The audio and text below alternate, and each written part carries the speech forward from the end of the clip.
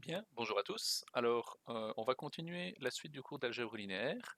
Et alors, ce que je vais vous présenter ici, c'est un petit concept assez élémentaire en algèbre linéaire, et ça, c'est la notion de base. Hein? Ok? Alors, on va essayer de voir d'abord intuitivement qu'est-ce que c'est qu'une base. Donc, en fait, une base, d'un point de vue vectoriel, c'est simplement un ensemble de vecteurs qui vont permettre d'exprimer d'autres vecteurs. Alors, on peut faire des exemples de la vie courante. Donc, vous savez, par exemple, qu'en peinture, en fait, on pourrait, a priori, créer n'importe quelle couleur avec un peu de bleu, un peu de jaune et un peu de rouge. Okay, si vous avez fait un peu de peinture quand vous étiez plus jeune, bah, vous voyez que souvent on travaille avec du bleu, du jaune et du rouge, et en mélangeant ces couleurs-là, on sait avoir un peu n'importe quoi. D'accord? Donc en fait, ce qu'on peut remarquer, c'est que en fait, ces trois couleurs-là, donc en fait, bleu, jaune et rouge, en fait, ça, c'est une base pour les couleurs. Ok, ça veut dire quoi? Ça veut dire qu'en pratique, je peux prendre, si je veux une couleur, par exemple si je veux du vert, en fait le vert, qu'est-ce que je vais avoir besoin pour faire du vert? Je vais prendre du bleu plus du jaune. Si je veux de l'orange, qu'est-ce que je dois faire? Je dois prendre du rouge plus du jaune. D'accord? Si je veux du mauve, je dois prendre du rouge plus du bleu. Alors, à l'évidence, des couleurs complexes, on va prendre une certaine proportion de bleu, une certaine proportion de jaune, pas nécessairement égale, d'accord? Donc ça, l'idée, c'est que si on a une couleur en particulier, ce qu'on va vouloir faire, c'est de dire, se poser la question, ok, j'ai besoin de quelle proportion de bleu, quelle proportion de jaune et quelle proportion de rouge pour créer cette couleur-là, ok? Alors quelque chose qui est très important, c'est que si je prends un élément que je veux exprimer, d'accord? Par exemple, je veux créer du mauve, en fait, je peux créer du mauve avec cette base-là, d'accord? Mais en fait, pour les couleurs, il y a plein d'autres bases, et notamment en informatique. Donc en informatique, ok, ce qu'on utilise pour créer des couleurs, c'est pas souvent le bleu, le jaune, le rouge, ok? C'est souvent le bleu, ou souvent c'est du cyan, du rouge, c'est du magenta, c'est une espèce de rose, et le jaune, non, du vert, pardon, excusez-moi, RGB, et du vert. Okay, donc ça veut dire qu'en fait, on peut créer toutes les couleurs avec une base bleu, jaune, rouge de peintre, et on peut également créer toutes les couleurs avec une base bleu, rouge, vert en informatique. D'accord? Donc là, ça ici, si on remarque, ça, si on veut, ça c'est une première base, et ça ici, c'est une autre base. Okay, et donc la question, c'est si j'ai une petite couleur que je veux faire, par exemple, si je prends cette couleur-ci,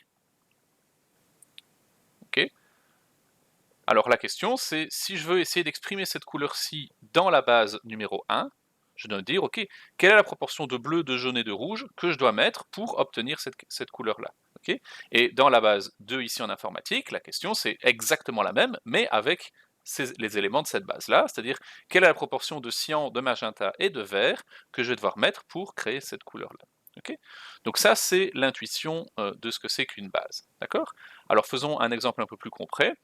Donc pour redonner un exemple que vous connaissez tous, si par exemple je demande qu'est-ce que c'est euh, que, de manière plus formelle, comment est-ce qu'on pourrait exprimer de manière basique le nombre 2347, ok?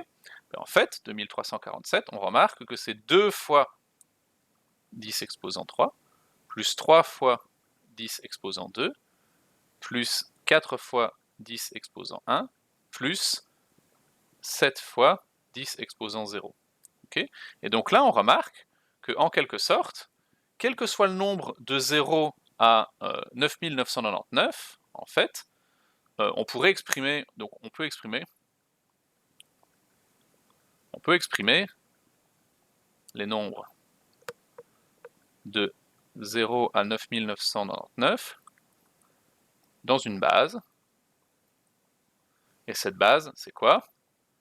La base, ça va être 10 exposant 0, 10 exposant 1, 10 exposant 2, 10 exposant 3.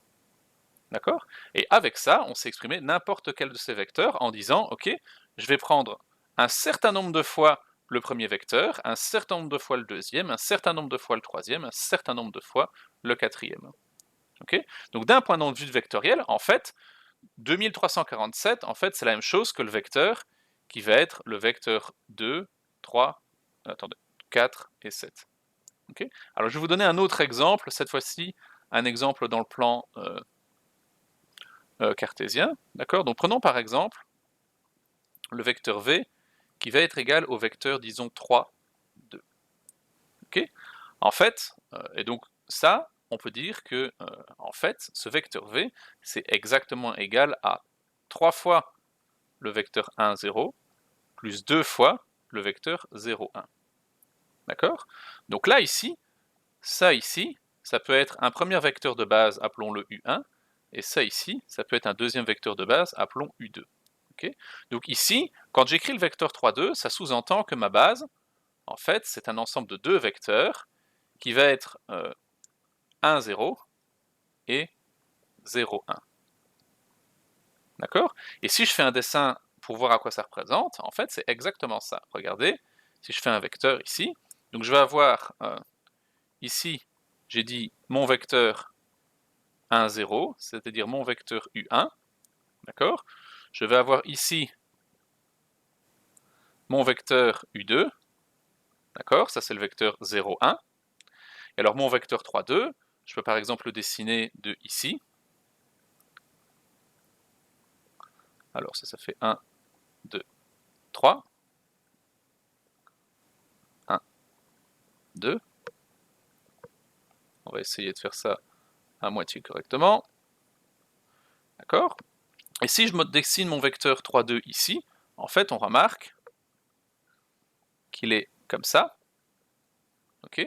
Donc ça, c'est mon vecteur V.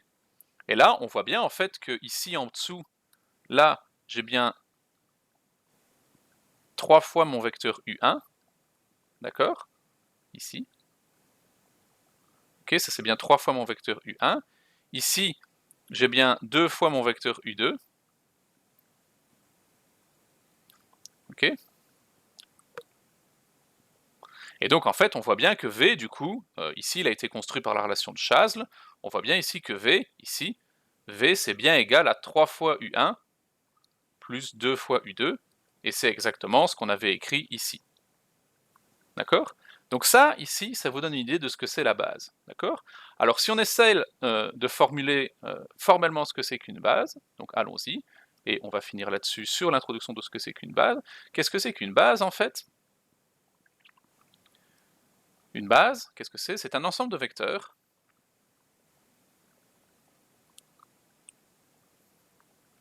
qui a deux propriétés. La première, c'est que est un ensemble B de vecteurs, tel que la première propriété qu'on veut, c'est que B, ce soit un ensemble de vecteurs qui soit linéairement indépendant, quelque chose qu'on a déjà vu. Linéairement, je vais revenir là-dessus. Ok? On dit qu'en fait, ici on dit que B est libre. Ok? Et le deuxième point, on veut pouvoir exprimer n'importe quel vecteur en fonction d'une combinaison, comme une combinaison linéaire des vecteurs de B. Ok? Tout vecteur V dans l'espace qu'on considère, d'accord, doit pouvoir s'exprimer comme une combinaison linéaire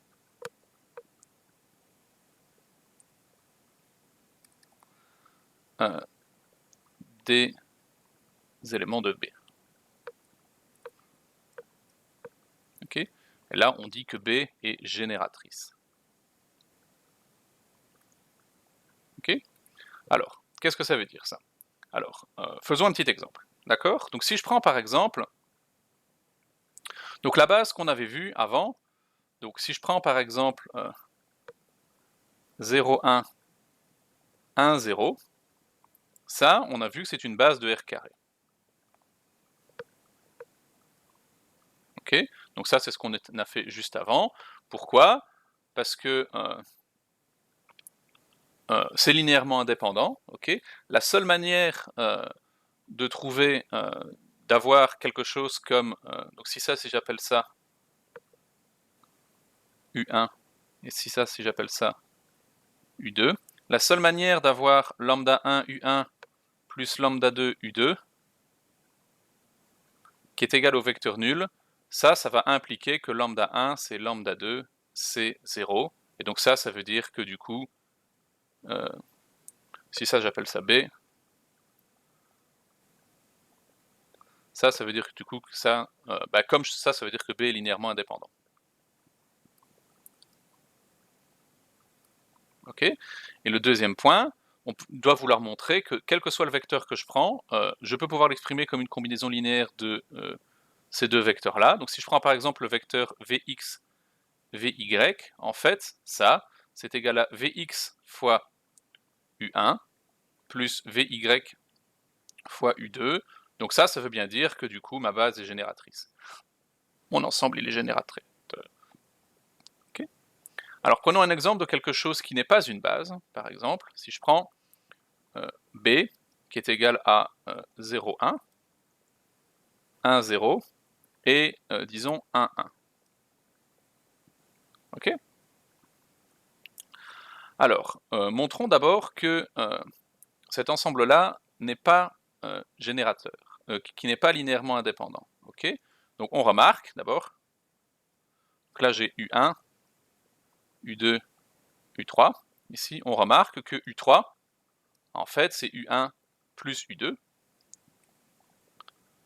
Et donc, comme ici, j'ai su exprimer un des vecteurs comme une combinaison linéaire des autres, ça veut dire qu'en fait, ma base, que ce vecteur-là, que cet ensemble de vecteurs n'est pas linéairement indépendant. Donc ici, B, c'est pas linéairement indépendant. Comme c'est pas linéairement indépendant, c'est pas une base. Okay, on n'a rien d'autre à faire. Alors, quelque chose qu'on peut montrer, du coup, ici, c'est que regardez, si je prends par exemple le vecteur 3, 2, en fait, le vecteur 3, 2, ça va être 3 fois mon vecteur U1, plus 2 fois mon vecteur U2, plus 0 fois mon vecteur U3. Okay. Si je prends le vecteur aussi, le vecteur Vx, Vy en toute généralité, ça va être Vx fois le vecteur U1, plus Vy fois le vecteur U2, plus 0 fois le vecteur U3. C'est ça que ça veut dire aussi, pas linéairement indépendant, ça veut dire que l'ensemble que j'ai là, en fait, il est de taille minimum. Ce vecteur-ci, on remarque, le vecteur U3 ici, quand j'ai un vecteur abstrait xy, j'en ai jamais besoin pour l'exprimer, en fait. Donc ça veut dire que ce vecteur-là, en fait, il sert à rien ici. Okay, et c'est pour ça que c'est pas une base, en fait. D'accord? Donc une autre manière de voir ça, c'est si je veux être une base, il faut que je sois générateur, que je puisse exprimer tout et n'importe quoi en fonction de ces éléments-là, et que je sois de taille minimum. Si je suis générateur et pas de taille minimum, alors je suis pas libre. Ça, c'est une autre manière de le définir. D'accord? Alors, donc ça, ici, on a un exemple avec quelque chose qui n'est pas linéairement indépendant, et maintenant je vais vous montrer quelque chose qui n'est pas générateur. Donc si je prends un troisième exemple, et après on s'arrêtera sur cette introduction, si je prends la base B qui va être égale au vecteur, disons, 0, 1, et c'est tout. Ok. Ok. Et nous, on veut exprimer ici tout vecteur de R carré. Ok. Donc le problème, c'est qu'en fait, quand j'ai ça, si je prends par exemple mon vecteur V qui est égal au vecteur 3, 2, ok, la question c'est de se demander, V, si ça c'est une base, alors ça va être lambda fois, ça je vais appeler ça mon vecteur U1, fois U1, et la question c'est de savoir, j'ai pas d'autres vecteurs, donc je peux travailler qu'avec U1, et je veux savoir qu'est-ce que je dois donner comme valeur à lambda. Okay, et là on voit en fait c'est pas possible, on ne sait pas trouver une valeur de lambda, telle que lambda fois U1, ça va donner mon vecteur 3, 2. Pourquoi? Parce que lambda fois U1, ça va donner le vecteur 0 lambda. Okay, et donc c'est impossible ici, c'est impossible d'avoir le 3 du vecteur 3, 2. D'accord? Parce que si on met 2 dans lambda, on va avoir le vecteur 0, 2 et pas le vecteur 3, 2. Donc on voit qu'ici, l'ensemble des vecteurs que j'ai choisis, il n'y a pas assez dedans. Il faut que je mette d'autres choses pour être capable de créer plus de couleurs. Ok? Donc voilà. Donc ici, on voit qu'ici, c'est pas générateur. Pourquoi? Parce que c'est impossible, du coup, d'exprimer 3, 2 comme une combinaison linéaire de juste du vecteur 0, 1. D'accord? Donc voilà. Donc ça, c'est la petite introduction que je voulais vous donner à propos des bases. Donc c'est juste un ensemble de vecteurs qui va pouvoir me générer n'importe quel vecteur et qui est de taille minimale, ce qui veut dire à la fois linéairement indépendant et générateur. D'accord? Donc voilà. On va continuer la suite avec qu'est-ce qui va utiliser les bases, donc ça va être a priori les applications linéaires, etc., etc., etc. D'accord? Allez, je vous laisse et on se retrouve dans la prochaine vidéo.